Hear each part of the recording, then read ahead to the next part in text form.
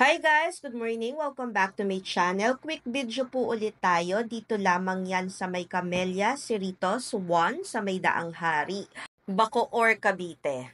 Once again, Camellia, Cerritos Heights, Phase 1, Barangay Molino 4, Bacoor, Cavite. Lot area is 88 square meters, floor area is 94 square meters. Ang kanyang selling price ay 4 million plus, and this is bidding bukas yung last ng submission ng offer till 2 p.m. Actually, 4 p.m. pero kasi medyo gahol na. Sana hanggang 2 p.m. makapagpasa kayo. Sobrang mahal na ng Camellia Cerrito sa developer ha.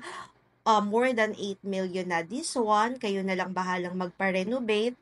Sulit na kayo dito kasi for as low as 20%, lipat agad. Yung remaining 80%, pwedeng-pwede siya through in-house financing for 5 years for as low as 68,000, or pwede nyo rin siyang i-convert for home loan for as low as 30,000 plus, subject for approval based on your capacity to pay. Thank you! So para doon sa naghahanap ng property na hindi binabaha, malapit sa Makati, malapit sa Maynila, malapit sa Evia, this one might be for you. Hindi ko na to na video kasi bukas for sure masasold out na to kasi marami talagang nag-aabang dito sa Camellia Cerritos.